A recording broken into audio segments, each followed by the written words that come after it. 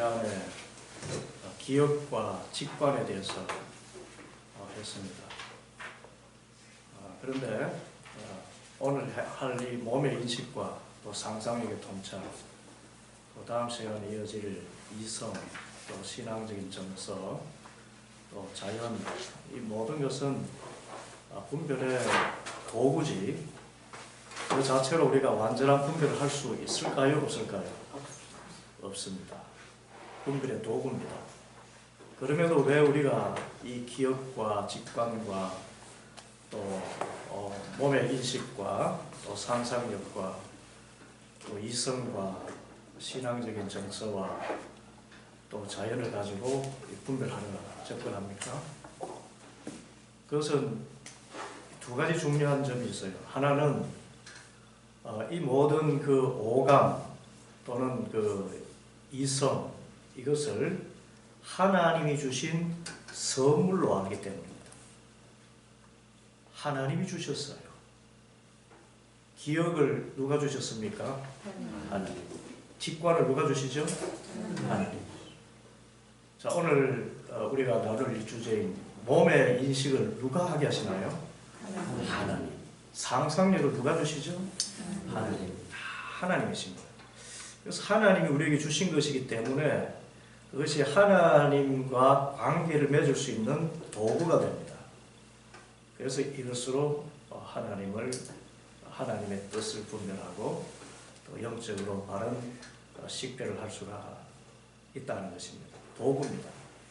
다른 하나는 이 모든 그 도구를 주신 것은 결국은 영적인 분별을 100% 완벽하게 하기 위한 것이라기보다 이 과정을 통해서 누구와 교제하기를 즐거워하신다? 하나님과 교제하도록 하기 위해서 이 분별의 도구를 주시는 것입니다.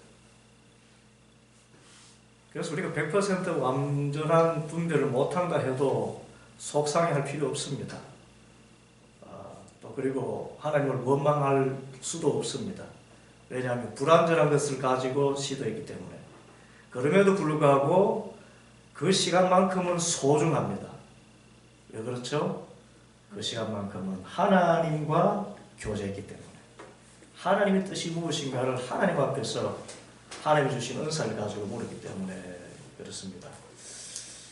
그래서 분별에 우리는 대전제를 절대적인 것은 없다. 분별의 도구 가운데 하나로 절대적인 것은 없습니다. 서로가 서로를 보완해 주는데, 그래서 분별을 시작할 때 가장 중요한 전제는 영적인 자유함입니다. 나의 원대로 마시고 아버지의 원대로 되기를 원하나이다. 주님이 나를 통해서 이루고자 하시는 그 뜻대로 되기를 원하나이다 라는 그 불편심을 가진 것, 그때 영적인 자유함이 오고 그때 또 바른 이 분별을 할 수 있게 됩니다. 오늘 이 몸의 인식에 관해서 나누자면, 이 몸은 우리가 경험한 모든 것을 간직하고 있는 실체입니다. 우리가 경험한 것이 어디에 머물러 있을까요? 몸에 있어요. 몸에. 몸. 여기서 몸이라는 것은 단순히 우리 피부나 보이는 이 오감의 감각기관만을 이야기하는 것이 아닙니다. 어떤 분들은 뼛속 깊이 체험했다 그러죠. 창자가 끊어진 듯한 아픔을 겪는다고 이야기합니다. 그래서 이 몸은 우리의 사지백체 전체를 이야기합니다. 정신적인 영역까지 다 포함해서. 그런데 특별히 지체라고 이름하는 그 부분을 이야기할 때 몸이라고 그렇게 이야기를 합니다. 우리가 경험한 것은 몸에 다 있어요. 그런데 이 몸을 통해서 우리가 하나님의 뜻을 분별하고 뭔가를 결정할 수 있다는 것은 이 몸을 누가 지으셨다고요? 하나님이 지으셨기 때문에 하나님과 관계 맺을 수 있고 하나님의 뜻을 분별할 수 있는 하나의 도구가 된다 하는 것입니다. 그리고 다른 하나는 만일 이 몸이 하나님이 지으신 것이 아니라 사람이 이렇게 만들어낸 것이라면 그것은 우리에게 어떤 분별력을 줄 수가 없을 것입니다. 다른 말로 하면 하나님이 이 몸을 주셨기 때문에 이 몸은 선할까요? 악할까요? 선합니다.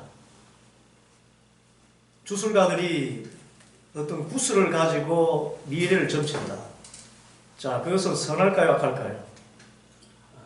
악합니다. 그것은 하나님과 직접 관련 맺는 하나님이 지으신 것이 아니라 사람이 만든 것으로 그걸 도구로 해서 분별하려 하기 때문입니다. 그러나 이 몸은 하나님이 지으셨어요. 그런데 하나님이 지으신 모든 것은 선합니까? 악합니까? 선합니다. 선한데 우리가 그 자유한 의지를 잘못 사용해서 악을 선택해서 악의 도구가 될 수 있을 망정 근본적으로는 선합니다. 그래서 한 몸이 하나님의 뜻을 분별하는 도구가 됩니다. 선하다는 것. 그리고 이 몸을 통해서 우리는 사람과 관계를 맺죠. 악수를 하지 않습니까? 포옹을 합니다. 몸의 입을 통해서 서로 대화를 나누죠. 예. 그뿐만 아니라 이 몸을 통해서 누구와 관계를 맺을까요? 하나님과 관계를 맺습니다. 우리가 영혼이 하나님과 관계를 맺는다 하지만 결국은 우리의 몸의 입술을 통해서 또 마음의 묵상을 통해서 이 주님과 교제를 하게 됩니다. 그래서 이 몸이 하나님의 뜻을 분별하는 대단히 중요한 그런 분별 도구가 된다고 하는 것입니다. 여러분, 이 몸을 통해서 우리가 하나님의 뜻을 분별하고 결정하게 되는 이 세 가지 수련이 있는데, 그것은 몸을 통해서 분별에 접근하기. 그래서 이 몸의 느낌, 몸의 감각을 알아차리는 것입니다. 몸의 느낌 또는 몸의 감각. 어떤 일을 결정하고자 할 때에 내 몸이 반응하는 것이 있습니다. 예. 예, 그것을 알아차리는 것입니다. 두 번째는 나는 몸 자체지요. 내가 누군가 할 때는 사실 내 몸을 이야기하는 것입니다. 몸. 지성, 감성, 의지, 육신을 다 함께 가지고 있는 몸을 의미합니다.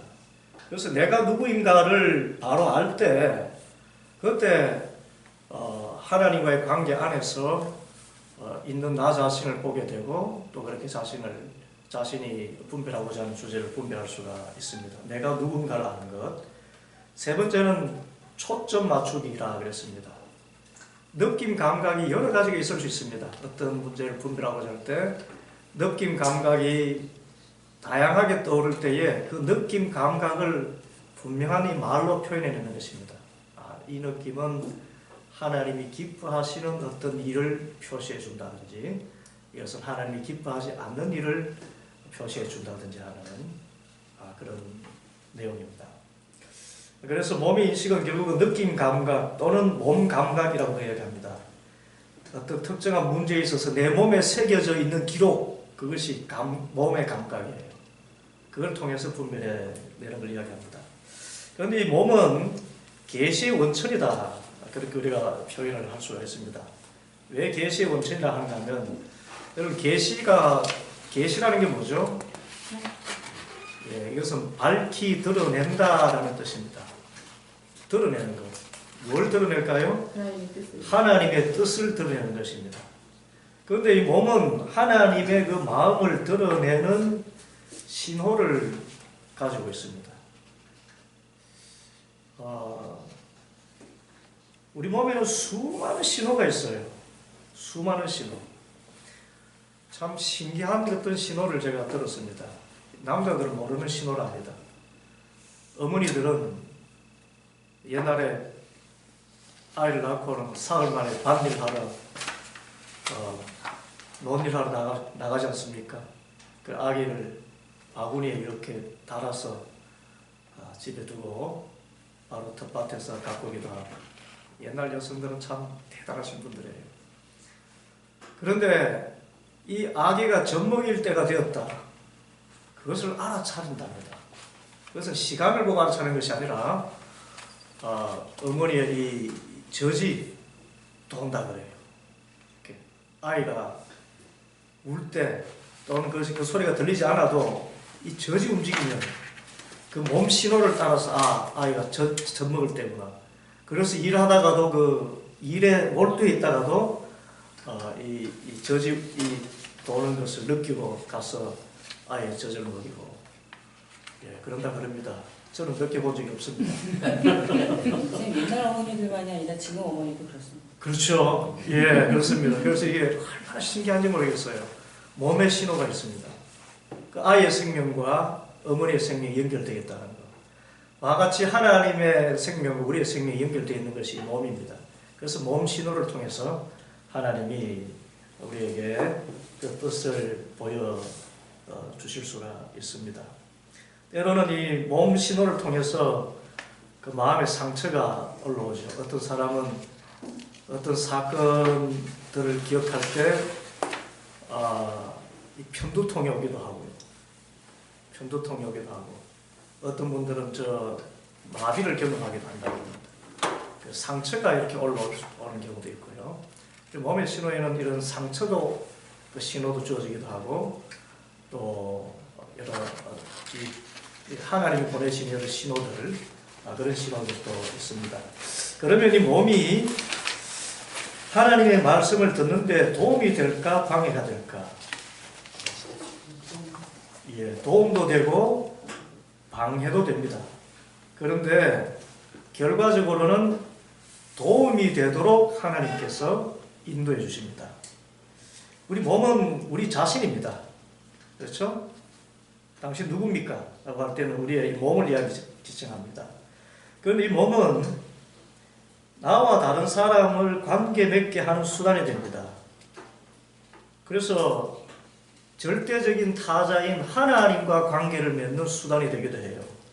그래서 하나님의 그 뜻을 분별하고 또 하나님의 말씀을 듣는데 몸은 너무나 중요합니다. 우리 몸이 없다면 하나님의 뜻을 분별할 수가 없습니다. 몸이 없다면. 그래서 우리는 몸을 사랑해야 됩니다. 몸을 학대해서는 안 됩니다. 그래서 몸이 적이 될 때가 있죠. 몸에 병이 생겼을 때, 장애가 있을 때, 이 몸 때문에 내가 하고 싶은 것을 다 하지 못해서 마음에 상처가 되기도 하고 또 하나님과의 관계도 삐걱거릴 수가 있습니다. 그럼에도 불구하고 이 몸은 궁극적으로 누구와의 관계를 맺는 거룩한 것이다? 하나님과 관계를 맺는 거룩한 것이기 때문에 나의 이 일그러진 몸이라도 우리는 몸을 거룩하게 생각해야 됩니다. 매우 우리는 몸을 사랑해야 돼요. 나 자신에 있는 몸 이 자체를 사랑해야 됩니다. 여러분 몸에 만족하십니까? 저도 한때 굉장히 제 몸을 불만족스럽게 지켜봤습니다. 키가 제가 10cm만 더 컸다 그러면 제 아내를 만나지 않았을 것이다. 제 아내가 그렇게 이야기를 해요. 이 인물에 키까지 더 컸다는 농담을 정말 사모님은 목사님을 사랑하시는군요.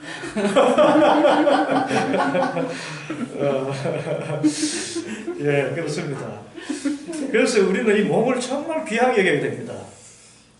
그래서 나중에 몸에 병이 들더라도 병 자체도 내 몸의 일부로 받아들이면서까지 내 몸을 존중해야 됩니다. 그래야 내가 이 몸을 통해서 바른 영적인 분별을 하고 바른 정신을 가지고 살아갈 수 있어요. 우리 몸을 참 소중하게 됩니다. 병든 몸이라도 소중히 여길 수 있게 되기를 바랍니다. 왜냐하면 하나님과 관계 맺는 것이기 때문에. 그러면 어떻게 하면은 내 몸이 하나님이 말씀하시는 통로가 될 수 있을까요? 한마디로 이야기하면 몸 자체에 집착하지 않고 내 몸을 주님께 맡길 때, 내 몸을 주님께 맡길 때 주님의 말씀을 듣는 도구가 됩니다. 누구에게 맡길 때? 뭐에 집착하지 않을 때? 몸 자체에 집착하지 말고 내 몸에 어떻게 이쁘게 꾸밀까 집착하는 것이 아니라 내 몸은 하나님이 주신 몸이기 때문에 이것을 있는 모습 그대로를 주님 앞에 내어놓는 것. 그 두 장치가 바로 하나는 금식이고 하나는 기도입니다.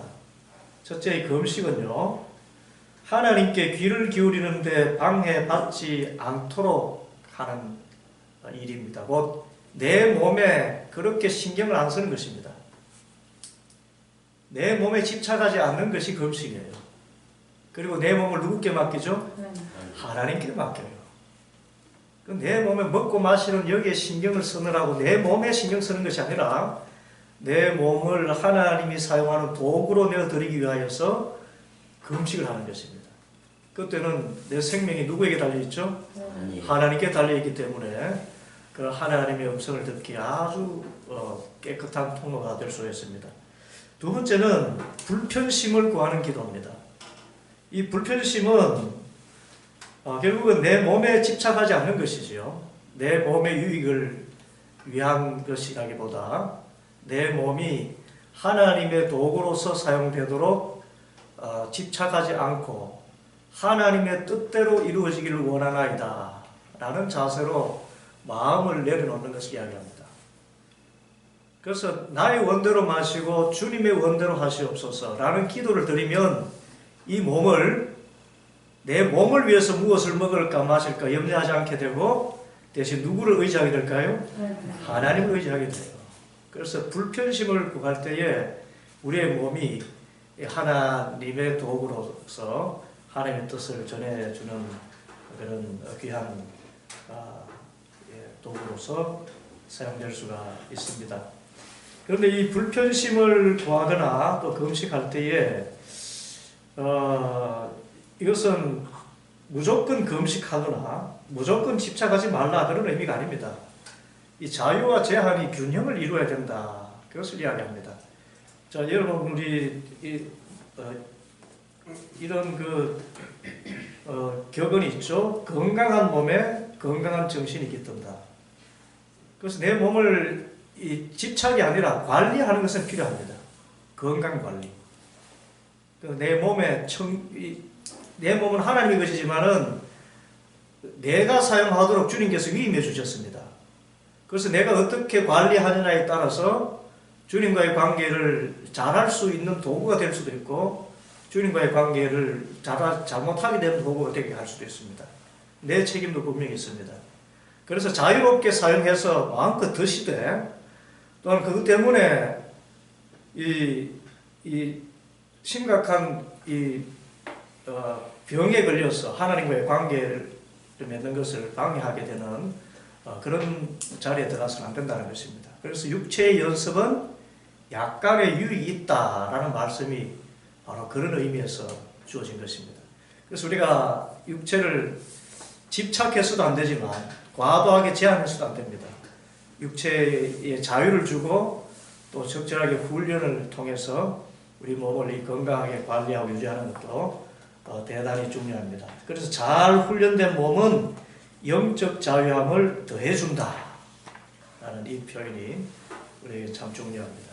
그래서 우리가 건강하면 영성도 맑아져요. 영성도 맑아지고 우리가 오늘 건강 관리사도 계십니다만은 우리 각자가 최소한의 자기 이 건강을 관리하는 청지기로서 왜냐하면 하나님의 뜻을 더 잘 분별하기 위해서 그런 연습이 필요하고 훈련이 필요하다는 것입니다. 이것은 여러분에게 드리는 말씀만이 아니라 바로 저에게 하는 말이기도 합니다.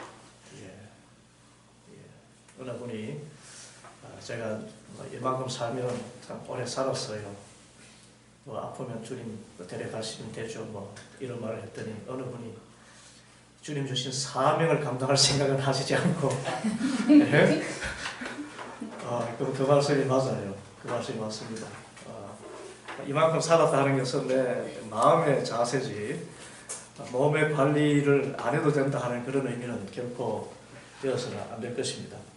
그리고 이 세 번째 이 거룩함과 연약함 사이에 긴장이 있는데 우리가 하나님의 그 음성을 듣는 중요한 방법은 우리의 연약한 상태에 있는 몸을 돌볼 때입니다.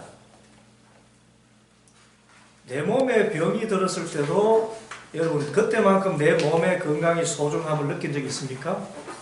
없어요.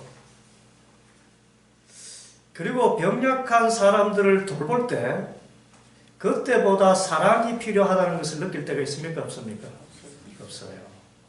그래서 약하다는 것은 결국 하나님의 은혜를 체험하는 통로가 됩니다.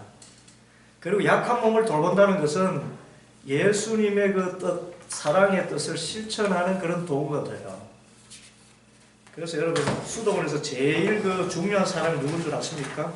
수도사들이 매일 그 말씀 묵상과 또 기도와 영적인 독서와 노동으로 모든 성무 일과를 이렇게 진행하지 않습니까? 그런데 수도원에서 모든 일을 제쳐놓고 집중할 때가 있습니다. 그때는 수도원에 환자가 생겼을 때, 그때는 모든 수도원 사역 식구들이 자신의 일과 중에서 제1순위를 그 병든 자를 돌보는 데 사용합니다. 그래서 수도원에서 제일 그 중요한 사람은 병든 자. 왜일까요? 예수님께서 병든 나를 위해서 오셨고, 죄로 죽을 나를 위해서 오셨고, 그리고 병든 자를 어루만지셨고, 친히 그 병을 짊어지시고 십자가에 못 박혀 죽으셨기 때문에 그 병든 자를 돌본다는 것, 몸을 회복하시고 몸을 치유하시는 그것이 하나님의 선하신 뜻이기 때문에 그것을 통해서 예수님이 십자가의 사랑의 뜻을 나타낼 수 있기 때문에 몸에 있어서 하나님 뜻 가운데 사랑의 돌봄보다 더 거룩한 뜻이 어디 있습니까? 내 건강도 중요하지만 그것을 위해서 주님께서 십자가를 지셨다면 다른 사람이 연약한 것을 위해서 내가 돌볼 수 있는 그런 기회가 주어졌다고 생각하면 됩니다. 그래서 연약함이라는 것이 이것이 하나님의 뜻을 우리가 알게 되는 매우 중요한 기회고 또 우리가 그렇게 또 해야 된다 하는 그런 의미입니다. 또 실제로 헨리 나우엔이라는 우리 영성가가 있죠. 영성가가 있는데 이분은 아담이라는 책을 썼어요. 왜 아담이라 하면은 이분이 마지막 생을 헌신한 토론토의 나르쉬 공동체는 이 장애인 공동체입니다. 그때 마지막으로 돌보던 그 장애인이 이름이 아담이었어요. 아담. 참 이름도 아담이라는 뜻은 결국 사람 흙이라는 뜻이잖아요. 그 장애인인 아담을 돌보면서 예수님을 묵상하게 되었습니다. 연약한 존재인 아담. 그런데 그런 작은 자로 오신 예수님. 그를 통해서 예수님을 만나게 된 것이죠. 예수님이 나와 같이 연약한 자. 내가 이렇게 돌보는 이가 바로 나를 돌보시는 예수님과 같은 모습이다. 더 깊은 깨달음을 얻게 됐습니다. 그래서 우리 몸이 건강하든 건강하지 못든 우리 가운데 이 건강한 자가 있든 약한 자가 있든 이 모든 몸은 거룩하고 존귀합니다. 병든 몸 쓸데없습니까? 장애인의 몸 이거 벌인가요? 아닙니다. 거룩합니다. 예수님의 십자가의 사랑을 나타낼 수 있는 도구고요. 또 내가 얼마나 주님의 보살핌을 받아야 되는가를 아는 겸비하게 되는 도구입니다. 하나님의 그 은혜를 받아야 되는 도구로서 몸은 그렇게 중요합니다. 이 몸에 관한 여러 이제 성경이 본문들이 있어요. 성경은 몸에 대한 내용으로 가득 차 있습니다. 그러니까 이 영적인 책이라고 하는데 성경이 우리의 영혼을 다루는 책인데 그 영혼을 다루는 모든 도구들이 몸입니다. 몸. 태초에 하나님이 천지를 창조하셨어요. 빛이 있으라 하셨고요.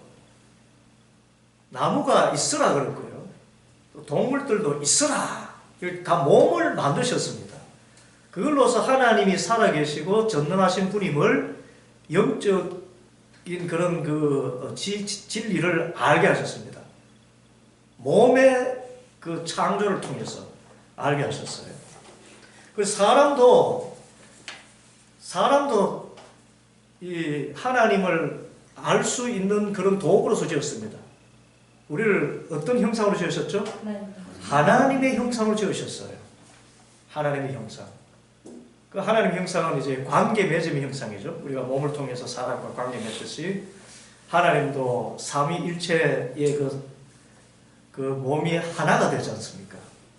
그런 관계적인 삼위일체라 이야기합니다만은, 그래서 하나님의 형상대로 지음받은 우리는 하나님과의 관계, 사람과의 관계를 떠나서 살 수 없고 그 관계의 핵심은 사랑이라는 것을 알게 하시려고 우리를 그렇게 관계적인 존재로 그렇게 지으셨습니다.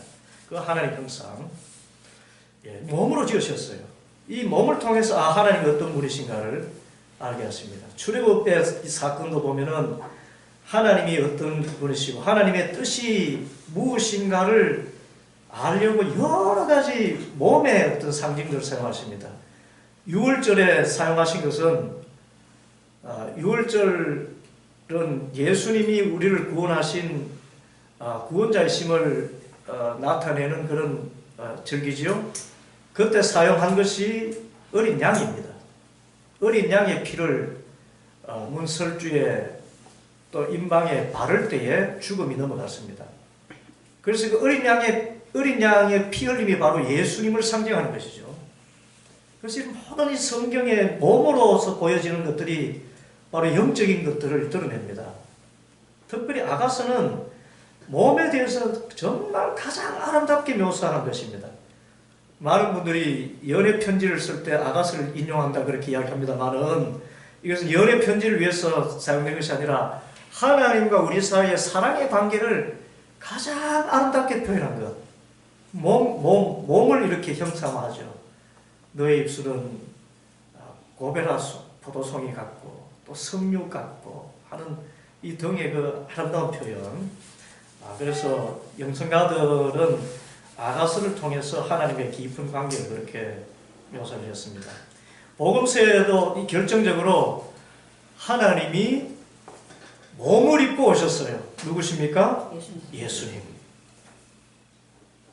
그러니까 보이지 않는 하나님을 보이는 하나님으로 보여주시기 위해서 몸을 입으셨습니다. 그리고 사도 바울은 이 교회를 이야기할 때에 그리스도의 몸에 비유했습니다. 교회의 머리가 누구시죠? 예수님이시고 교회의 성도들은 각 지체들입니다.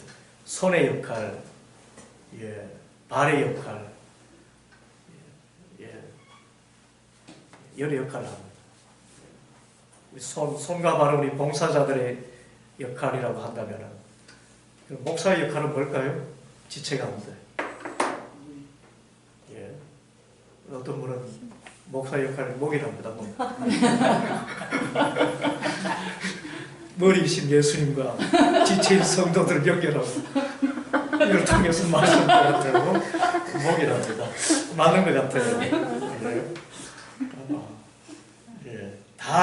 그런데 지체가 다 중요하죠.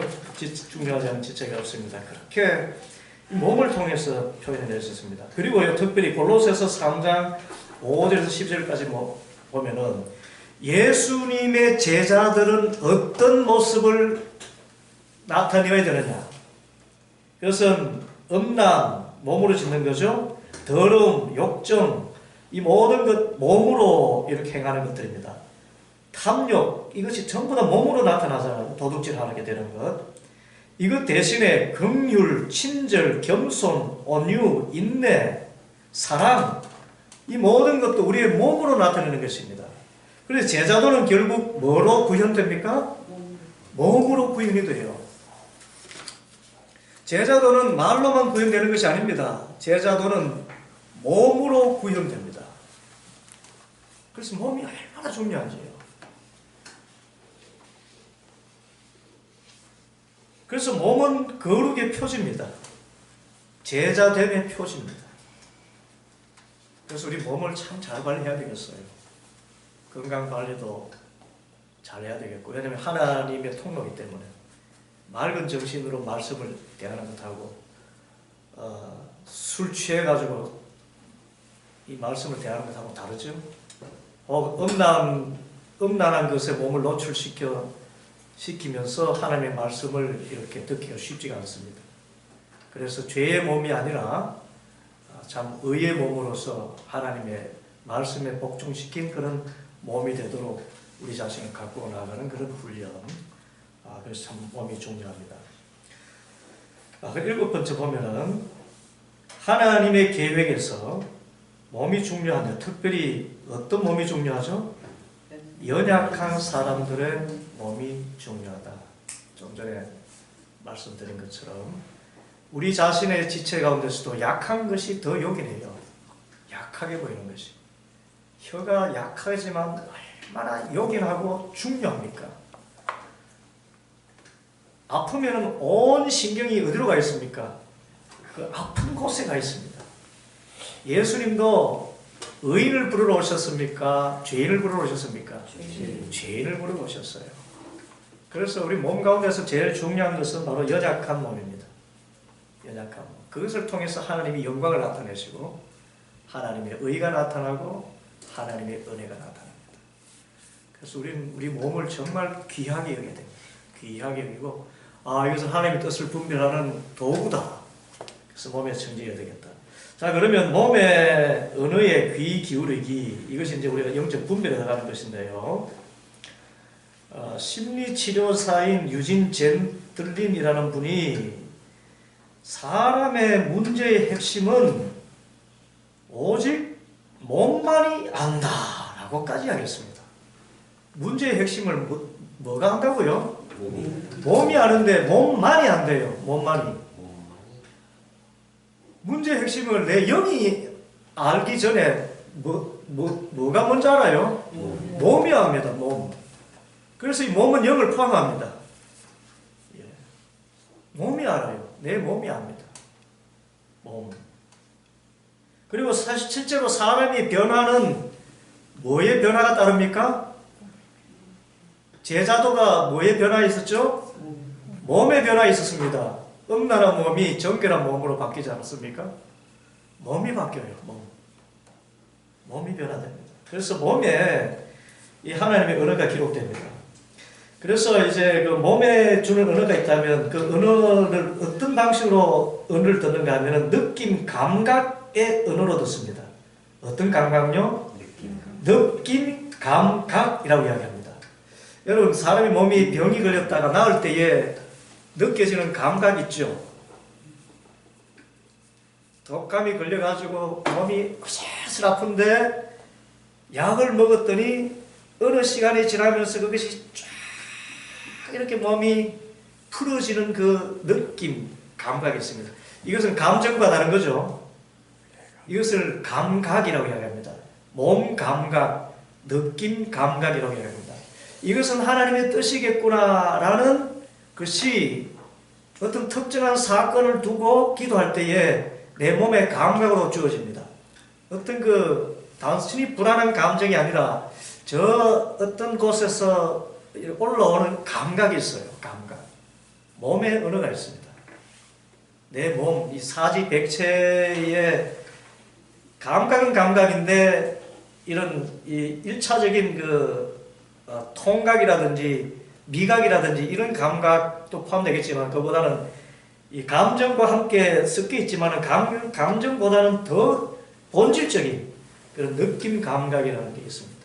그 느낌 감각을 통해서 우리에게 그 하나님의 그 뜻을 분별할 수 있는 신호를 보내옵니다.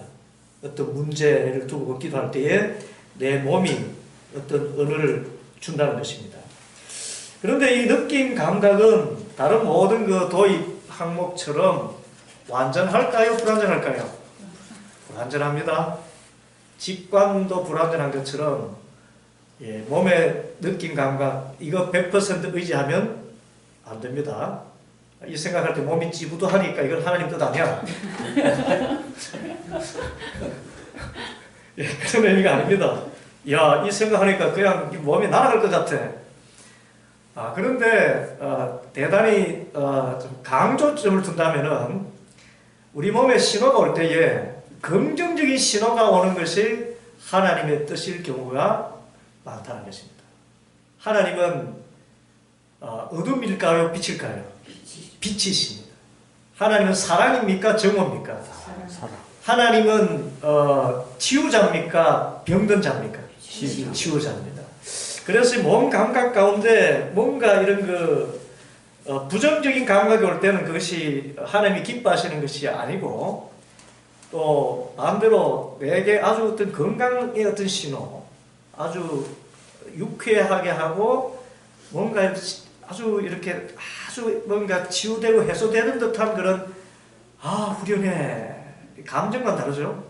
그런 기도를 드리고 분별 생각하면 아주 뭔가 후련해지는 듯한 그런 명시적이지 않지만은 분명히 내게 오는 느낌 감각이 있습니다. 그런 긍정적인 신호로서의 감각. 그래서 우리는 하나님의 뜻으로 분별하는데 더 유용하게 사용할 수가 있습니다. 그래서 반대되는 어떤 통증이라든지 격리라든지 이것은 빛에 대한 어둠의 차원처럼 그 반대 지점으로 생각하면은 이것은 하나님 뜻이 아니구나라고 이렇게 분별할 수 있는 표제가 됩니다. 그런데 이 느낌 감각이 좀 더 구체적으로 언어로 표현할 수 있게 하기 위한 것이 바로 초점 맞추기입니다. 이런 느낌은 결국은 하나님께서 피하라고 하는 신호다라고 한다든지, 이것은 하나님께서 보여주시는 아주 긍정적인 신호다라고 한다든지, 그것을 찾아내는 것, 그것이 바로 초점 맞추기입니다. 이런 느낌 감각을 언어로 표현할 수 있게 되면 그때 우리는 영적인 분별에 아주 귀하게 사용할 수가 있습니다. 그래서 몸을 통해서 분별하기는 우리가 실습이 굉장히 중요해요. 다른 것도 다 실습이 중요합니다만은 몸 분별은 우리 실습이 대단히 중요합니다. 그래서 세 가지가 있는데 간략하게 여러분들이 살펴보고 가셔서 직접 실습을 해 보셔야 됩니다. 첫째, 몸을 통해 분별에 접근하기 3쪽이죠. 몸을 통해 분별에 접근한다는 것은 느낌 감각을 알아채는 것을 이야기합니다. 뭘 알아채요? 느낌 감각을 알아챈다. 내 몸이 말을 할 수 있다면 이 분별에 관해서 무슨 말을 할까? 그 느낌 감각을 찾아내는 것입니다. 그 찾아내기 위해서는 여러 단계가 있는데 제일 먼저 어떤 기도를 드릴까요? 하나님의 뜻에 따르고자 하는 영적 자유함을 구하는 기도. 이것은 모든 분별의 제일 첫 번째 순서입니다. 나의 원대로 마시고 아버지의 원대로 하옵소서. 영적 자유함을 구하는 기도를 해야 됩니다. 주님께서 내 몸을 통해서 어떤 신호를 주시든지 나의 원이 아니라 하나님의 뜻을 나타내 주시옵소서. 그렇게 접근해야 됩니다. 그리고 이제 내적 공간을 깨끗하게, 그래서 약간의 우리 건강 훈련이 필요하겠죠. 이렇게 몸을 내 내적인 공간, 몸 안에 있는 기관과 장기들, 그래서 아침에 눈 뜰 때 우리 몸에게 인사를 합니다. 내 몸아 밤새 잘 지냈느냐? 내 사랑하는 몸아, 하나님이 사랑을 하셔서 나에게 주신 이 몸아, 내 위장아 잘 있었니? 내 소장과 대장아 잘 지냈니? 내 심장도 잘 지내고 있지? 내 관절과 무릎은 어때? 이러면서 몸을 이렇게 끌어안고 자기 몸을 이렇게 살핍니다. 우리 묵상하기 전에 항상 아침 첫 묵상을 하기 전에 그렇게 자기 몸을 이렇게 하나님의 손으로 자기 몸을 만집니다. 이 손에 하나님께서 사랑의 손으로 만진다는 느낌을 가지고 내 심장아 밤새도록 뛰느라고 수고 많았다. 지금도 뛰고 있구나. 이러면서 이렇게 몸을 만지고 내 내장아 또 제 기능을 잘 발휘해 주렴. 수고 많았어. 잘 쉬었니? 이렇게 하면서 자기 몸을 이렇게 하면서 당신이 관심을 갖지 않아도 제 기능을 하는 그 장기들에게 특별히 주목을 합니다. 관심 갖지 않아도 기능을 발휘하는 장기가 뭐죠? 심장이 그렇고 위장이 그렇고 안에 있는 내장들이 특별히 그렇습니다. 우리 내장들의 신경을 잘 안 쓰잖아요. 근데 신경을 써줘야 됩니다. 그런데 오히려 하나님께서는 우리의 어떤 몸 신호를 보내주실 때 내장들을 통해서 주시는 경우가 많죠. 사람이 신경을 많이 쓰면 제일 먼저 뭐가 안 됩니까? 소화가 안 되잖아요. 설사를 하고 그런 여러 신호들. 아, 너 긴장하고 있구나. 너 이거 불안해하고 있구나. 그리고 이제 분별하고자 하는 질문들을 떠올리고 이제 몸에 알려줍니다. 이 문제 때문에 하나님 뜻을 알고 싶어. 몸아, 너는 어떻게 생각하니? 물어요, 몸에. 몸과 대화를 합니다. 내 몸이 하나님의 은혜의 도구잖아요. 그래서 나 지금 이런 문제 때문에 하고 이제 내 몸아, 너는 어떻게 생각하니? 그 문제를 몸에게 알려주는 겁니다. 그런데 이 몸은 지금 하나님과 관계되어 있는 내 몸입니다. 그렇게 하면 하나님께서 그것은 결국은 내 몸에 묻는 형식을 취하지만은 결국 누구에게 묻는 것이 되죠? 하나님께 묻는 것이 돼요. 그러면 하나님께서 내 몸에 어떤 느낌을 주십니다. 이 문제에 있어서 이런 선택을 하고자 할 때에 막 이 내부 장기들이며 어떤 사람은 아주 두통이 오거나 아주 참 어떤 감정과는 다른 오싹한 느낌이 온다거나 어떤 분은 아주 굉장히 어떤 엔돌핀 같은 좋은 호르몬 이런 것이다든가 그런 느낌이 있을 때 그 느낌 감각을 기록하는 것입니다. 감각을 기록하고 이제 이 분별 질문에 대해서 몸과 대화를 나눠보는 것입니다. 몸과 대화.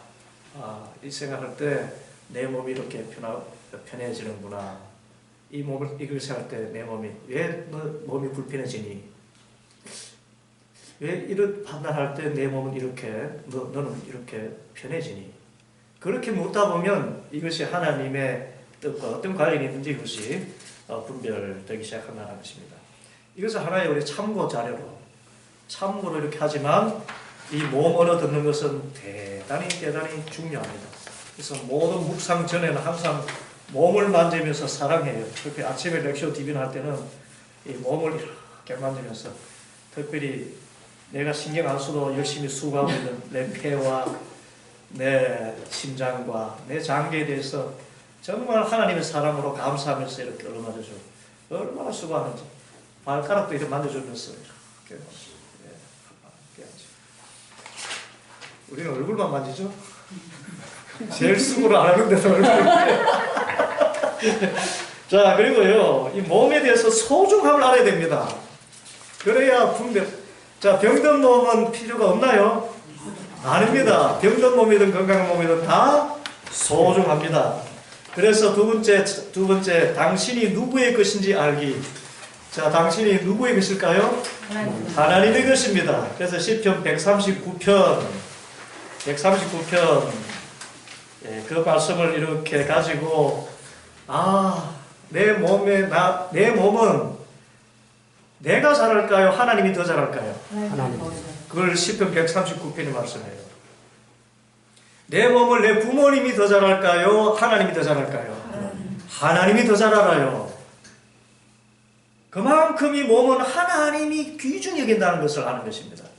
그래서 우리 한 절씩 교독합시다. 그리고 거기 나와 있는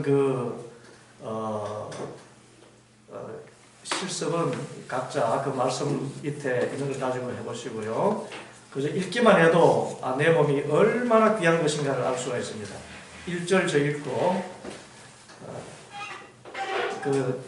1, 2, 3절 제가 읽고 4, 5절 여러분 읽고 거기 나눠져 있죠? 나눠져 있는 대로 선생님 이 자료 있습니다. 있습니까? 예. 네. 제가 그렇게 읽고 저와 여러분도 같이 읽고 이렇게 하겠습니다. 여호와여 주께서 나를 살펴보셨으므로 나를 아시나이다. 주께서 내가 안고 일었음을 아시고 멀리서도 나의 생각을 밝히 아시오며 나의 모든 길과 내가 눕는 것을 살펴보셨으므로 나의 모든 행위를 익히 아시오니 여호와여 내의 말을 알지 못하시는 것이 하나도 없으시니까 주께서 나의 앞뒤를 둘러싸시고 내게 안수하셨나이다. 이 지식이 내게 너무 기이하니 높아서 내가 능히 미치지 못하나이다. 내가 주의 영을 떠나 어디로 가며 주의 앞에서 어디로 피하리까. 내가 하늘에 올라갈지라도 거기 계시며 소울에 내 다리를 펼지라도 거기 계시니까. 내가 새벽 잠기를 주며 바다 끝에 가서 거주할지라도 거기서도 주의 손이 나를 인도하시며 주의 오른손이 나를 붙드시리이다. 내가 혹시 말하기를 흑암이 반드시 나를 돕고 나를 부른 빛은 밤이 되리라 할지라도 주의 뜻은 흑암이 숨기지 못하며 밤이 낮과 같이 비추리니 주에게는 흑암과 빛이 같으니이다. 주께서 내 내장을 지으시며 나의 모태에서 나를 만드셨나이다. 내가 주께 감사하오면 나를 지으심이 심히 기묘하심이라. 주께서 하시는 일이 기이함을 내 영혼이 잘 아나이다. 내가 은밀한 데서 지음을 받고 땅의 깊은 곳에서 기이하게 지음을 받은 때에 나의 형체가 주의 앞에 숨겨지지 못하였나이다. 내 형질이 이루어지기 전에 주의 눈이 보셨으며 나를 위하여 정한 날이 하루도 되기 전에 주의 책에 다 기록이 되었나이다. 하나님이여 주의 생각이 내게 어찌 보여주시고 그 수가 어찌 그리 많은지요. 내가 세려할지라도 수가 모래보다 많소이다. 내가 깰 때에도 여전히 주와 함께 있나이다. 하나님이여 주께서 반드시 악인을 죽이시리이다. 피 흘리기를 즐기는 자들아 나를 떠날지어다. 그들이 주를 대하여 악하게 말하며 주의 원수들이 주의 이름으로 헛되이 맹세하나이다. 여호와여 내가 주를 미워하는 자들을 미워하지 아니하오며 주를 치러 일어나는 자들을 미워하지 아니하나이까. 내가 그들을 심히 미워하니 그들은 나의 원수들이니이다. 하나님이여 나를 살피사 내 마음을 아시며 나를 시험하사 내 뜻을 아옵소서. 내게 무슨 악한 행위가 있나 보시고 나를 영원한 길로 인도하소서. 아멘. 이 말씀에 보면 내 형질이 이루어지기 전에 주님께서 하시고, 그래서 내가 악을 미워하는 것도 보면 하나님께서 미워하시는 악을 나도 미워하는 것이고, 또 그래서 하나님께서 내 마음을 아시고 나를 시험하사 내 뜻을 아옵소서. 내게 무슨 악한 행위가 있나 보시고 나를 영원한 길로 인도하소서. 나는 하나님께서 가장 잘 아시는 바가 되기 때문에 하나님의 뜻을 구하면 하나님께서 나 이 몸을 통해서 무엇이 선이고 악한 것을 깨달아 알게 해주신다. 여러분 우리 몸이 창조전에 우리들 하나님 지셨잖아. 우리 창조전에. 그렇습니다. 그래서 뭐 다 아시지요 하나님. 예, 그렇습니다. 그만큼 예. 귀하고 귀합니다. 예, 그만큼 귀하고 귀합니다. 그래서 우리 몸을 귀하게 여기고 하나님의 거룩한 도구로서 생각할 수 있도록 자기 몸을, 여러분 몸을 사랑하시기 바랍니다. 네. 그 다음에 세 번째 초점 맞추기인데요. 초점 맞추기는 이것은 여기 나와 있는 대로 내가 지금 직면하고 있는 문제 또는 질문에 대해서 내 몸이 무슨 말을 하는가를 보다 명시적으로 알 수 있도록 훈련해 나가는 그런 방법입니다. 그 첫째는 몸을 편안하게 하고, 편안하게 하는데 뭔가 편안하지 않은 부분이 있다면 도대체 이게 무엇일까? 거기에 초점을 가져가 봅니다. 그리고는 내가 편안하게 하는데 한 귀퉁이에 편안하지 않은 부분이 있다. 왜 편안하지 않을까? 그게 질문해 보는 것입니다. 그리고 또다시 그 질문에 답을 했다면 또다시 이렇게 몸을 편안하게 하면서 또 편안해진 상황을 다시 한번 떠올리고, 그리고 그때 내 몸이 말하는 것들을 하나 둘씩 계속 들어봅니다. 그러면서 올라온 느낌 감각을 경험하고 그 문제에 초점을 맞춥니다. 그래서 내가 초점 맞춰야 될 문제에 내 몸이 어떤 느낌으로 올라오는가, 그 느낌이 불편함인가 편안함인가, 이것을 감지해 보는 것입니다. 그리고는 감지된 그 느낌을 어떤 느낌 감각인지 표현을 해보고, 그리고는 이제 다시 돌아가서 이 느낌 감각이 여러 가지가 있다면 이것을 비교해 봅니다. 비교해 보고 이 주제와 또 분별할 질문에 있어서 제일 잘 어울린다는 그 느낌, 그 느낌이 무엇인가를 확인해내는 것입니다. 이제 그것이 확인이 됐다면 지금 이 문제에 있어서 가장 어울리는 그 느낌을 관해서 붙들고 그 느낌에 관해서 질문해 보는 것입니다. 5번의 질문이 참 중요하죠. 이 전체 문제와 관련해서 나를 너무너무 이렇게 느끼게 하는 것은 만드는 것이 무엇인가? 이 느낌 감각이 올라오는 이유는 무엇인가? 가장 강렬한 느낌 감각. 그리고 이 느낌에서 나쁜 것은 무엇인가? 그리고 그것이 이제 몸이 대답하도록 또 몸에게 계속 물어보는 것입니다. 그리고 이제 그 느낌 감각을 통해서는 몸이 대답하는 그 지혜를 환영하고 그 말한 것을 기뻐하고 그 말한 것에 초점을 맞춰가지고 분별에 적용시켜보는 그런 과정으로 나갑니다.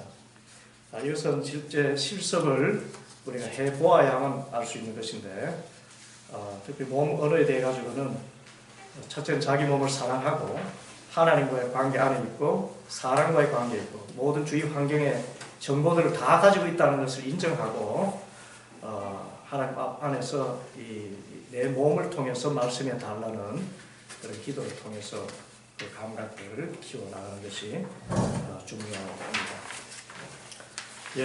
여기까지가 이제 몸의 인식에 관한 내용이고요. 그 다음에 우리 상상력의 통찰입니다. 몸이 하나님의 선물인 거 아셨죠? 자, 그러면 상상력도 하나님의 선물임을 믿습니까? 지금 이성을 하나님의 자리에까지 둔 그런 시대에 살고 있죠. 그래서 모든 평가가 사실은 이성적인 지식의 그 질, 또 지식의 양의 유무에 따라서 판단하고 평가합니다만은 저 사람이 이 일을 하기에 적합하다, 적합하지 않다, 이것을 식별하는 이 세상적인 지표는 대부분 이성에 와 있습니다. 그렇지만 시대가 굉장히 많이 변하면서 이성뿐만 아니라 이제는 그 사람이 가지고 있는 그 감성, 이 감성을 또 대단히 중요한 시기에 와 있죠. 이것은 우리가 하나님의 뜻을 분별하는 그 다시 첫 자리로 돌아가는 그런 신호이기도 합니다. 이 감정을 상당히 지금 중요하게 여기는 그런 시대에 우리가 다시 들어와 있거든요. 그래도 아직은 이성이 최고 위치에 있지만 감성이 상당한 지위를 다시 회복했습니다. 그 감성 가운데 우리가 영적인 어떤 분별하기 위해서 사용할 수 있는 아주 중요한 도구가 있다면 상상력입니다. 상상력. 이 상상력은 우리가 이미지라고도 이야기하죠. 어떤 이렇게 보면 꿈을 꿀 때도 어떤 이렇게 꿈에 나타나는 어떤 여러 가지 상들이 있지 않습니까? 그 상상력 가운데 핵심 이미지를 활용해서 이렇게 분별해 나가는 것.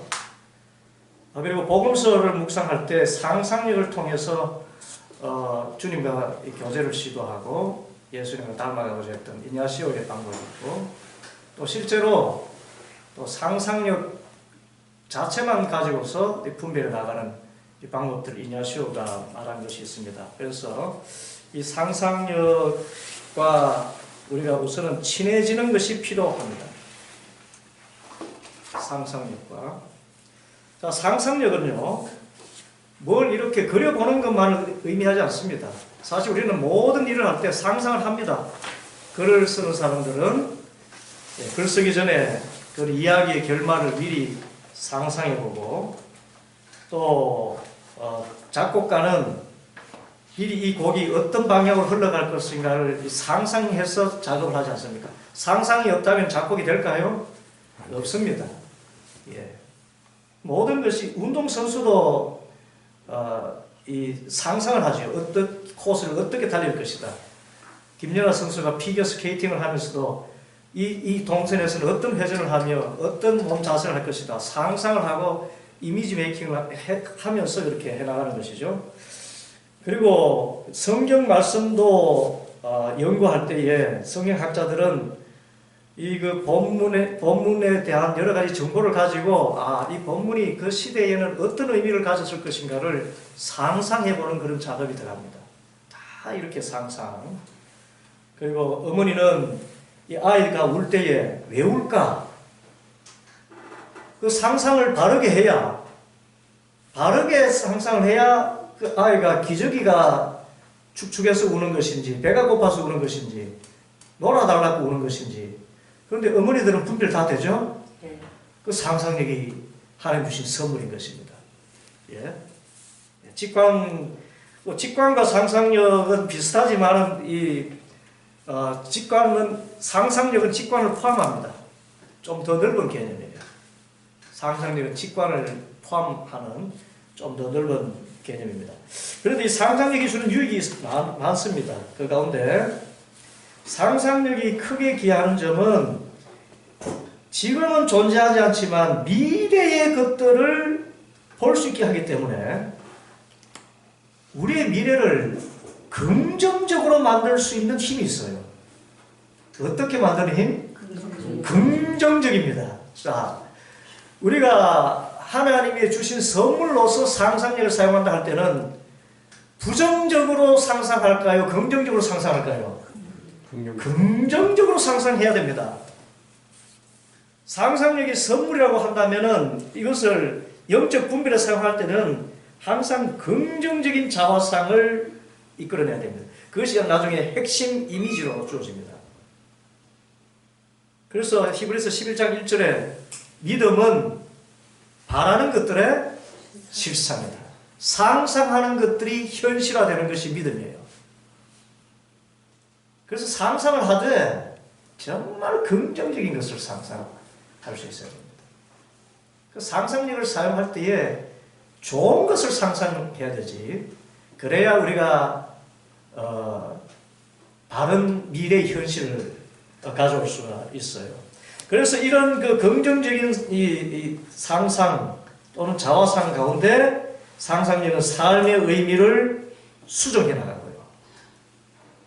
부정적인 자화상 상상력을 가지면 그 삶의 의미가 부정적이 됩니다.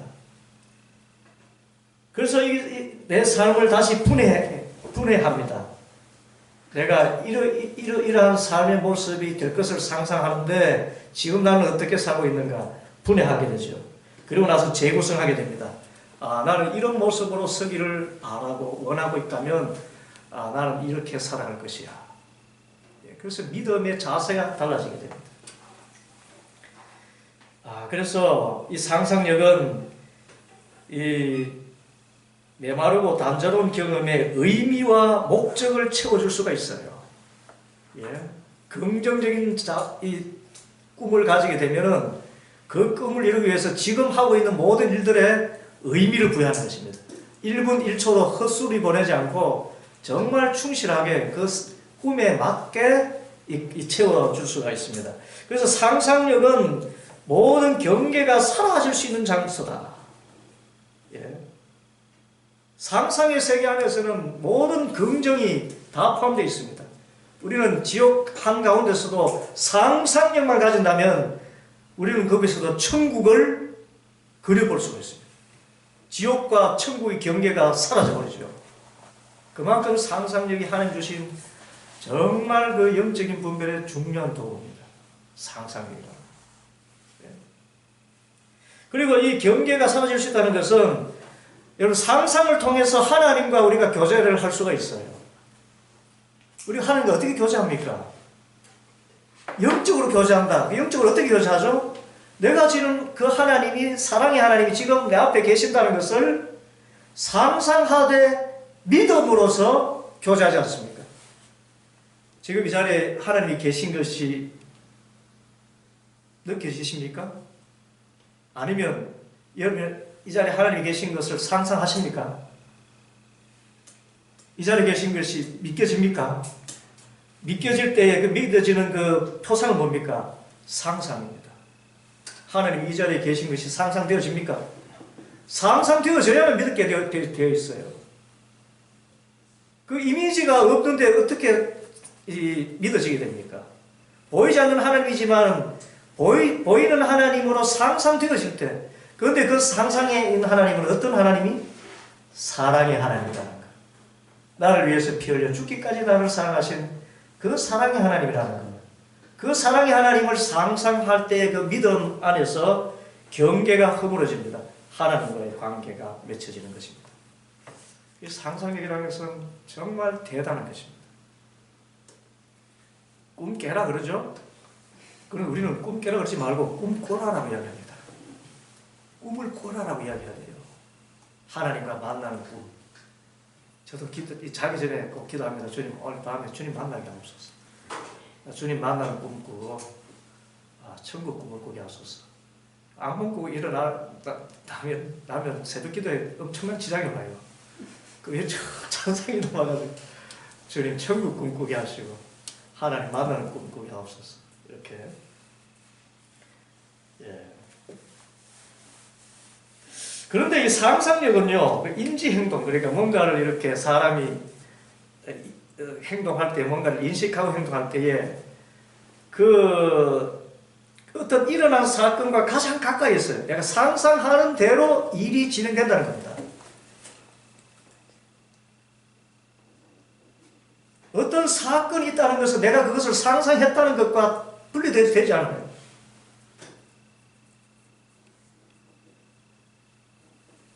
서점에 가 있는 내 모습을 상상하기 때문에 서점에 가 있는 겁니다.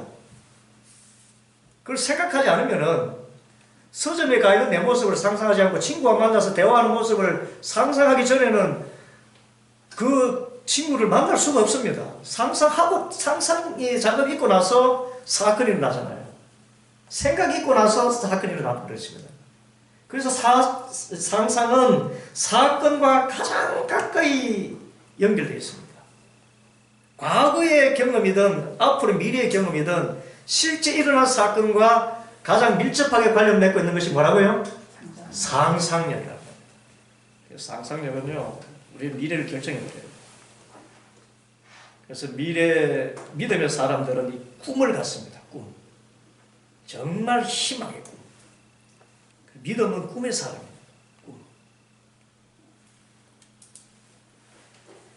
네 번째, 상상력은 영성생활에서 아주 중요합니다. 왜냐하면 하나님을 안다는 것은 결국은 상상의 언어로 우리에게 주어지기 때문에. 예수님께서 하나님을 어떻게 가르쳐 주셨습니까? 공중에 나는 새를 보라. 들에 자라는 백합화를 보라. 겨자씨를 보라. 이거 사람이 어떻게 길쌈도 쓰고 다니는데 어느새 자라서 새들이 깃들지 않느냐. 그런 모든 몸의 형태지만 그런 상징 언어를 통해 가지고 상상 언어를 통해 가지고 우리에게 제시해 주셨습니다. 상상.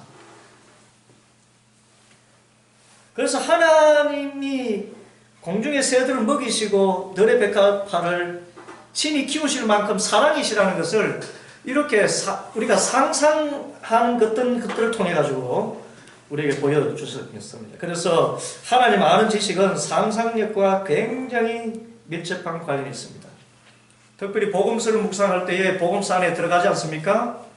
복음서 안에 들어가서 사마리아 성에 있는 그 여인의 모습에 내가 거기 있다는 것을 상상하고 들어가는 것입니다. 예수님께서 난 12시입니다. 저모에 목마르신데 걸어오셨어요. 피곤하실 텐데 오셨습니다. 그 예수님께서 우물가에 서셨습니다. 근데 내가 이 두레박을 들고 그 물 있는 자리에 가 있다는 거죠. 그런데 주님께서는 자신의 목을 축이시기 전에 나에게 먼저 말을 걸어오십니다. 이렇게 상상을 좀 더 섬세하고 구체적으로 해 들어갈수록 주님의 그 사랑이 얼마나 크고 깊은가. 그 대낮에 당신께서는 식사도 안 하셨잖아요. 성경 말씀 읽어보면. 그 상상입니다. 그 상상의 깊이. 그래서 신앙은 헨리 뉴먼 이야기를 신앙은 관념이나 개념이 아니라 상징 안에서 시작되고 자란다. 그 상상력은 믿음과 기도 그리고 분별에서 뭐가 된다? 중심이 된다. 여러분 상상력 무시하지 마세요. 야, 너 상상을 해도 지나치다. 그러지 말고요. 꿈 깨라 그러지 말고 너 꿈대로 될 거야. 너가 상상하는 것이 곧 너의 믿음의 현실이야. 우리 스스로에게 그렇게 이야기합니다. 상상한다는 거. 하나님 왜냐하면 상상력을 선물로 주셨잖아요.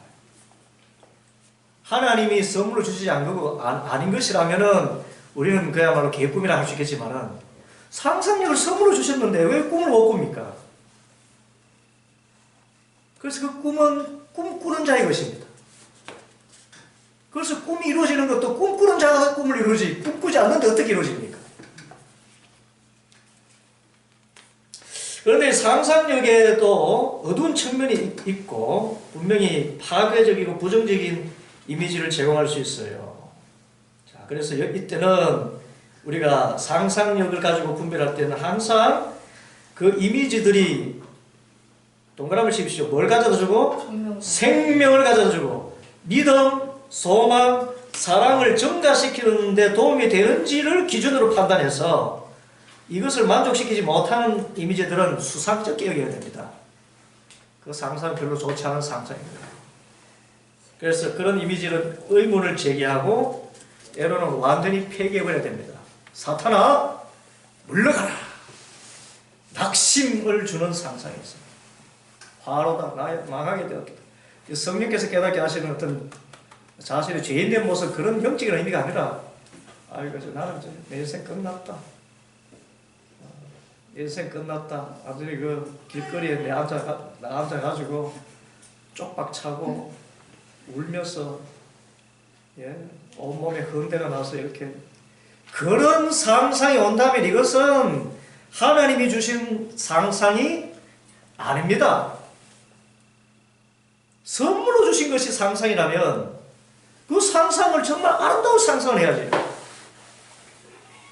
그래서 이 사탄도 이 상상을 이용합니다. 그래서 낙심과 절망을 가져다 주는 그런 상상들을 폐기시켜버려야 됩니다. 이거 하나님 뜻이 아닙니다. 여러분 낙심은 절대로 하나님 뜻이 아닙니다. 하나님 뜻대로 하는 구회는 따로 있어요. 그래서 회개해서 구원에 이르게 하는 그런 근심은 주어지지만 다른 근심된 상상은 그것은 쓰잘데기 없는 상상이고 마귀가 주는 것입니다. 지옥을 스스로 만들어 간다는 거죠.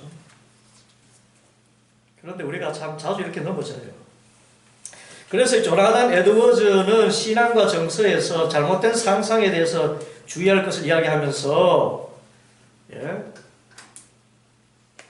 그 결과가 긍정적이 되는 것이 좋은 상상이라고 겁니다. 뭐가 긍정적이 되는 상상? 결과가 긍정적. 자, 지옥에 대한 상상을 할 때 사람들이 지옥 가려고 할까요? 지옥 안 가려 할까요? 안 가려 하기 때문에 지옥에 대한 바른 상상은 긍정적인 결과를 가져옵니다. 천국도 마찬가지입니다. 그리고 성경에 바른 믿음을 가지게 하는 그런 상상의 표지들은 얼마든지 유용합니다. 그런데 아무리 좋아 보여도 잘못된 상상이 있어요.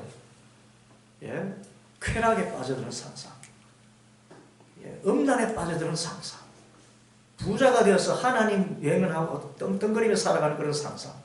그것은 내 상상에는 좋은 것 같은데 결과가 좋습니까? 나쁩니까? 나빠요. 하나님과 멀어지게 돼요. 그래서 이런 상상은 분별해서 사탄아 물러가라 이렇게 물리쳐야 됩니다. 기도와 분별에서 상상력을 사용할 때 직면하는 두 가지 문제가 있습니다. 첫째는 우리가 지금 대하고 있는 분이 그 단순한 나 자신의 상상이 아니라 하나님이라는 것을 어떻게 아는가? 내가 상상력을 갖게 되고 있는 이것의 근원이 하나님이시냐, 나냐? 이것을 어떻게 식별하죠? 그래서 이 영적인 책이라고 하는 존 버년의 철로 역정이 있습니다. 철로 역정이 출판하게 된 세 가지 이유를 이야기하면서 이런 우리 영적인 것을 이해하기 위해서는 직접적인 사실이 아니더라도 상상의 소재를 사용할 수 있다.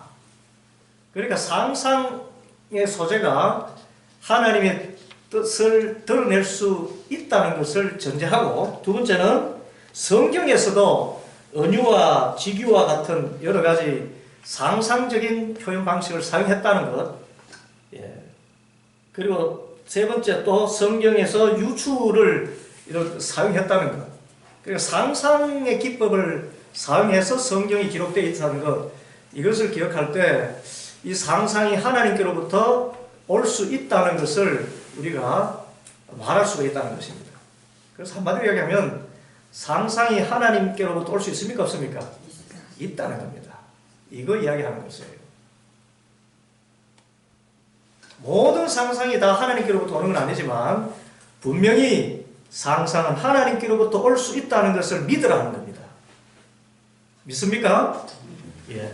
두 번째는, 그래 빈 벤더스라는 분이 이야기하기를, 영화 감독인데 영화를 만들면서 천사들은 보니까 천사들의 목표가 음성만 들려주는 것이 아니라 천사들은 대부분 눈으로 보여지잖아요. 천사들은 대부분 나타났죠? 눈으로 보여지더라는 것입니다. 그래서 우리 눈이 회심하면은 우리의 마음이 따라오게 된다. 우리의 마음 눈이 밝아지면 우리의 부르심의 소망이 무엇인지 알게 된다. 그것이 에베소 1장 18절의 성경 말씀과 관련해가지고 보는 것을 그렇게 상상으로 우리가 본다는 거죠. 보는 것에 대한 이 영적인 증거를 그렇게 이야기를 했습니다. 천사는 보여주러 왔다. 하나님도 보여주기를 원하신다. 우리가 보는 것으로 믿음을 갖게 하시길 원하신다. 그리고 두 번째, 내 상상력이 이것이 내가 나에게 말하는 것이거나 사탄이 말하는 것이 아니면 어떻게 알 수 있습니까? 그것은 누가복음 10장 27절에 내 뜻을 다하여 주 너의 하나님을 사랑하라 하셨기 때문에 상상도 하나님이 주신 선물이기 때문에 이 상상이 나에게서만 나온 것이 아니라 하나님께서 나온 것임을 말할 수 있게 되고, 또 나의 상상이 하나님께로부터 온 것임을 알 수 있는 또 다른 방법은 열매로 안다 하는 것입니다. 마태복음 7장 20절에 그들의 열매로 그들을 알리라. 이 열매들은 어떤 열매인가 하면은 사랑과 희락과 화평과 오래 참음과 자비와 양성과 충성과 온유와 절제. 무엇을 상상할 때에 그 결과가 이러한 아름다운 열매로 맺혀진다면은 이 상상은 누구로부터 온 것이다? 하나님으로부터 온 것이다 분별할 수가 있습니다. 바른 영적인 상상이고 꿈이라 할 수 있고, 반대로 그게 온갖 엄란한 것과 세상의 쾌락과 이런 것들의 열매가 주어진다 그러면 그것은 하나님의 말씀을 들려주는 그런 상상이 아니라는 것, 이것을 분별할 수가 있습니다. 그 다음에 이제 우리가 상상을 통해서 분별할 때 제일 중요한 것이 핵심 이미지인데요. 핵심 이미지. 핵심 이미지는 우리 안에 깊이 자리 잡고 있는 그 지혜로부터 올라와서 우리들에게 어떤 지시사항을 내려주는 이미지입니다. 이것은 내가 가지고 있는 상상 가운데 내가 무엇을 가장 궁극적으로 바라고 소망하고 꿈꾸느냐 하는 거예요. 여러분의 핵심 이미지가 부정적인 거라면은 거기서 나오는 지혜도 지혜가 아니라 영적으로 우리를 완전히 잘못된 길로 이끌어가야 합니다. 그래서 우리 핵심 이미지는 철저하게 긍정적인 자화상이 돼야 됩니다. 그래서 여러분들이 핵심 이미지를 나중에 실습을 통해서 검토해 보시기 바랍니다. 이거 지금 내가 상상하고 있는 것이 나는 왜 이 모든 일을 부정적으로 생각하고 있는가? 그러면 그거 하나님 앞에서 내 상상을 고쳐달라고 수정을 해나가야 됩니다. 주님이 주신 이 상상력을 가지고 왜 자꾸 부정적인 것을 자꾸 생각할까? 왜 자꾸 미래를 부정적으로 생각할까? 내 핵심 이미지가 내 속에서 자꾸 끌어와서 말도 그렇게 하게 만들고 행동도 그렇게 하게 만드는 핵심 이미지가 있어요. 사람은 그 핵심 이미지를 가지고 지혜와 비례합니다. 핵심 이미지가 지혜와 비례예요. 긍정적인 사람은 긍정적인 열매를 맺고 부정적인 사람은 부정적인 열매를 맺게 되겠습니다. 그 핵심 이미지를 항상 이렇게 골라내야 됩니다. 그래서 진정한 이미지는 실제다 그렇게 이야기합니다. 그리고 진정한 핵심 이미지는 내가 만들어낸 것이 아니라 내 존재의 핵심 상태를 말해주는 삶의 한 조각이다 라고까지 이야기합니다. 여러분 핵심 이미지 정말 중요합니다. 예. 그래서 핵심 이미지는 독특한 각 개인의 창조물이다. 이야. 다른 말로 하면 내가 가지고 있는 이미지가 바로 나다 하는 겁니다. 여러분 자기 자신에 대해서 어떤 이미지를 갖고 있습니까? 아니면 내가 하고 있는 앞날에 대해서 어떤 상상을 합니까? 그것이 결국은 자기가 만들어냈다. 그 결과도 자기가 만들어낸다는 거예요. 하나님이 주신 선물인데 이 선물을 잘 사용하면은 그 미래가 그 핵심 이미지가 그대로 투영된 아름다운 열매를 맺을 것이고 그 핵심 이미지를 잘못된 이미지를 가지고 있으면 그것을 수정하지 않으면 그 이미지대로 그 사람이 그렇게 된다는 겁니다. 그래서 이 핵심 이미지는 자기가 만든 창조물이에요. 그 이미지대로 사람이 그렇게 형성된다. 그래서 그런 이미지가 핵심 이미지가 나타날 때 일단 찾아내겠습니다만 나타날 때 우리는 그것을 있는 그대로 일단 받아야 됩니다. 아, 내가 가지고 있는 핵심 이미지가 이것이구나. 핵심 이미지가 이것이구나. 그래서 받아들인과 동시에 그리고 떠오른 이미지가 어떤 성격과 열매를 지니고 있는지 그리고 언제 그 이미지를 가지고 작업하는 것을 멈춰야 할지를 분별해야 됩니다. 그 성격이 부정적인 성격을 가지고 있으면 중단시켜야 됩니다. 그런데 그 성격이 긍정적이고 하나님이 기뻐하시는 희망적인 것이고 성령의 열매와 관계된 것이라면 추진해 나가야 돼요. 그 이미지가 부정적으로 자꾸만 낙심하게 하고 절망하게 한다고 하면 그 시도를 멈춰버려야 된다.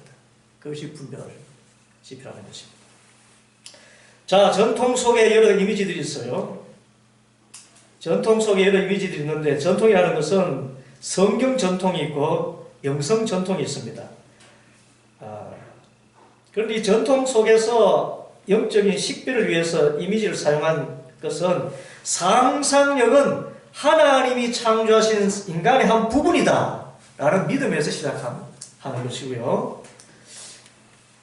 그 기초가 성경에 있죠. 성경에서는 하나님께서는 상상력을 통해서 우리에게 말씀을 하셨습니다. 예수님께서 비유를 말씀하실 때에 상상력을 사용하셨습니다. 요한복음 10장 9절에 나는 문이니 그랬습니다. 누구든지 나로 말미암아 들어가면 구원을 받으리라. 예수님을 문이라고 이야기했습니다. 상상 이미지잖아요. 예수님이 문이다. 여러분 상상해 보십시오. 어떤 문일까요? 그곳에 들어가면 구원을 얻는 문이다. 우리 점점 각자 이 형성되어 온 그 문화적인 환경을 통해서 지금 한 건물을 한번 그려보라 그러면 어떤 문을 그리겠습니까? 내가 문이다. 요한 구멍 같은 문을 그리겠습니까? 내가 문이라고 이야기할 때. 그 문을 하나 이렇게 그려봄으로써도 나의 핵심 이미지를 찾아낼 수가 있습니다. 정말 이것이 희망을 주는 예수님이 문이라 했을 때는 구원을 주는 문이라 했는데 이 문을 내가 어디 쥐가 들락날락거리는 그런 문으로 이렇게 생각하고 있는가 아니면 정말 오색 빛찬란한 그런 황금 문으로 이렇게 그리고 있는가. 성경에서도 주님께서는 상상력을 사용해서 이렇게 비유로 말씀하셨고 요한계시록은 상상력의 역장입니다. 새하늘과 새 땅.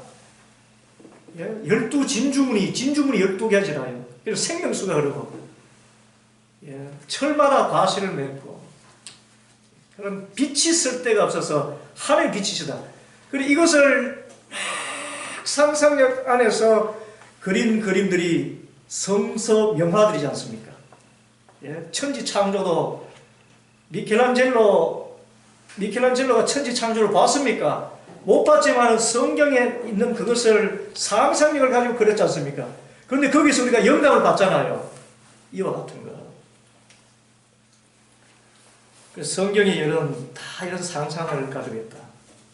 그런데 그 상상들은 대부분 희망적이잖아요. 하나님 주신 상상, 정말 희망. 태초에 빛이 있으나 마지막에도 새 하늘과 새 땅, 희망으로 시작해서 희망으로 끝나는 상상. 어둠 가운데 빛이 쫙 펼쳐지더니, 예? 하늘이 다 무너지더니 새 하늘과 새 땅이 확 펼쳐지는 것. 그래서 성경의 상상 절대 긍정적인 것입니다. 기독교 영성 전통에서도 이냐시오 로욜라를 말할 수 있는데, 이 이나시오 로욜라가 참 이 영성에서 아주 성자라 이름 할 만큼의 그 아주 영성의 깊은 경지에 들어간 분입니다. 그런데 이분이 회심하게 된 이유도 그리스도의 생애라든지 성인 열전을 읽으면서 거기서 상상력을 통해서 내가 그 성인과 같이 되어야 되겠다. 또 그 예수님처럼 살아야 되겠다. 그 예수님을 어떻게 살았을까? 그것을 상상하는 가운데 예수님을 닮아가게 되었다는 거예요. 그래서 복음서 묵상은 결국은 복음서를 상상한 겁니다. 예수님이 말씀하실 때 그 상황들을 상상하면서 자신을 투입했을 때 결국 로욜라 같이 아주 깊은 영성가가 되었습니다. 이분이 영신수련이라는 책을 써서 여러분 영신수련의 책은 쉽게 번역된 책들이 지금 나오고 있습니다. 이 과정을 다 마치고 나서 꼭 한번 읽어보시면 좋겠습니다. 이 영신수련에 보면은 이 성경 본문에 능동적으로 참여하기 위해서 상상력을 사용하는 세 가지 그런 시나리오를 이야기했습니다. 첫째는 상상력을 사용해서 그런 상황 속에 들어가는 것입니다. 두 번째는 그 상황 속에 들어가서 얻은 관점을 가지고 무엇을 선택하고 원할지를 생각해 봅니다. 그리고 나가서 그것을 선택하는 그런 방법이 있습니다. 그런데 이 상상의 시나리오에 있어서 중요한 건 무엇이 더 하나님을 기쁘시게 할까? 이게 첫째 조건이에요. 뭐가 첫째 조건이라고요? 무엇이 더 하나님을 기쁘시게 할까?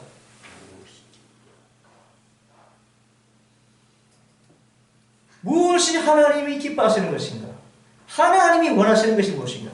두 번째는 영적인 관점에서 내게 만족과 기쁨을 주느냐? 이걸 찾아가야 합니다. 이게 상상 속에서 분별하는 길이에요. 첫 번째 뭐라고요? 무엇이 더 하나님을 기쁘게 할까? 두 번째는 무엇이 더 깊은 만족과 기쁨을 나에게 줄까? 요거 찾아내는 것이 상상을 이용한 하나님의 말씀을 분별하는 것입니다. 이 상상했을 때 하나님이 더 기뻐하는 것이 무엇일까? 그리고 내게 만족과 기쁨을 주는 것이 무엇일까? 그것을 찾아내면 우리가 성경을 통해서 바른 분별을 해 나갈 수가 있습니다. 이 상상력을 통한 분별에 접근하기는 우리가 충분히 스스로 할 수가 있습니다. 가장 중요한 것은 핵심 이미지인데 우리 핵심 이미지는 어떤 이미지를 가져야 된다고요? 절대 긍정입니다. 절대 긍정적. 그래서 그 이미지가 잘못되어 있다면 그것을 치유를 받아야 됩니다. 긍정적인 자화상을 갖도록 주님께 그 상처가 있는 것 그대로 내놓고 제가 이렇게 부정적이 되어 있습니다. 다 내놓고 긍정적인 자화상을 갖도록 기도하면서 바른 상상력을 바르게 사용할 수 있도록 그렇게 기도하면서 나아가야 됩니다. 예, 그래서 우리 몸의 인식에 대하여서 상상력의 통찰에 대해서 말씀을 나눴습니다.